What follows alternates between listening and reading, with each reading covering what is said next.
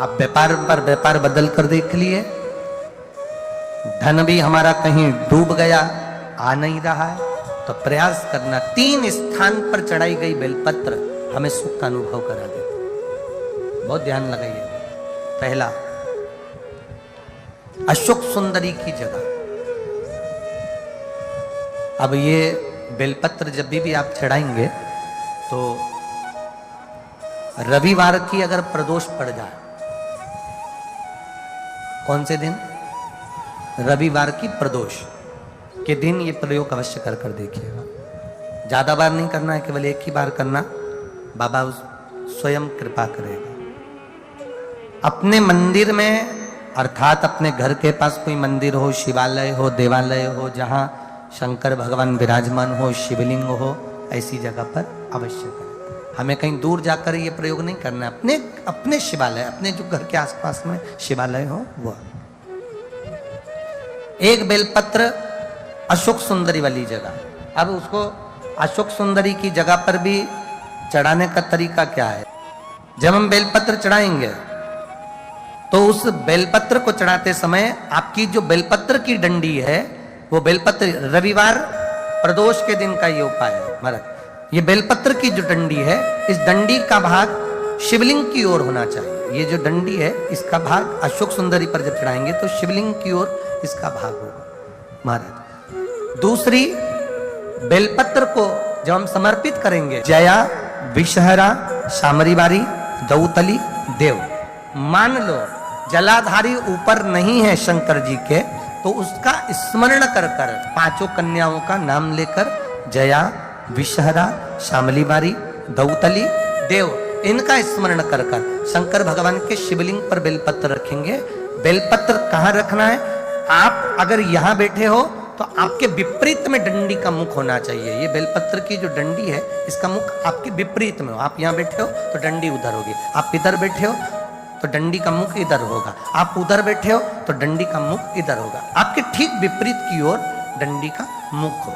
ये 2 जगह बेलपत्र समर्पित करने के बाद तृतीय बेलपत्र शिवलिंग की जो जलाधारी है, जहां पर भगवान शंकर का शिवलिंग रखा है, वहां स्पर्श कराकर, केवल छुआना है, स्पर्श कराकर बेलपत्री के पेड़ के नीचे ही कोई कंकर हो, कोई शंकर हो या कोई मिट्टी का ढेला हो, नी हो, तो वहीं मिट्टी को थोड़ी सी ऊंची कर कर एक बेलपत्र बैठकर इस बेलपत्री की डंडी जड़ की ओर, मतलब जो वृक्ष होता है उस ओर इस डंडी का मुख होना चाहिए। ये 3 रविवार के प्रदोष के दिन शंकर भगवान पर चढ़ाई गई बेलपत्र से हमारा गया हुआ धन भी पुनः आने का रहता है, और हमारा जो व्यापार बार बार बंद हो रहा है, शिव की कृपा से एक बार चालू तो चालू हो ही जाता है। एक शिव शाम का समय, प्रदोष का दिन, प्रदोष काल, भगवान देवाधिदेव महादेव माँ जगतजननी पार्वती जी के साथ में भ्रमण कर। देखिए, अगर प्रदोष का व्रत नहीं कर सकते, प्रदोष के दिन आप व्रत नहीं कर सकते, मान लो आपसे भूखा नहीं रहा जाए, प्रदोष का व्रत नहीं कर सकते, प्रदोष के दिन आप भूखे नहीं रह सकते, मंदिर भी नहीं जा सकते, दिया भी नहीं लगा सकते, तो शिव महापुराण की कथा कहती है कि प्रदोष के दिन, प्रदोष काल में अपने ही दरवाजे के पास देवाधिदेव महादेव का स्मरण कर कर लक्ष्मी की वृद्धि के, कार्य सिद्धि के, संपदा को प्राप्त करने के लिए आप अपने ही दरवाजे के पास में एक दीप लगा सकते। कौन से दिन? एक छोटा सा उपाय अवश्य करिए।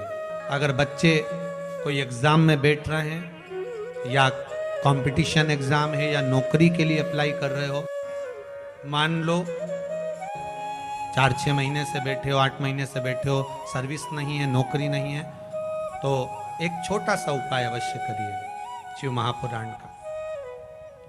महाराज, बेलपत्री के पेड़ के नीचे विराजमान होकर, बेलपत्री के पेड़ के नीचे जिसको नौकरी के लिए या एग्जाम में बैठ रहा है वो जल चढ़ाए, बेलपत्री के पेड़ के नीचे थोड़ा सा दूध चढ़ाए, फिर जल चढ़ाए, और अपने राइट भाग में घी का दिया और अपने लेफ्ट भाग में तेल का दिया।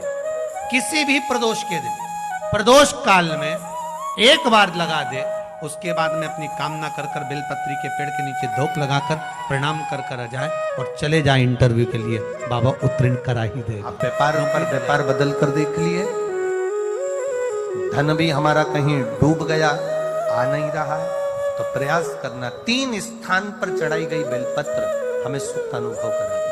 पहला,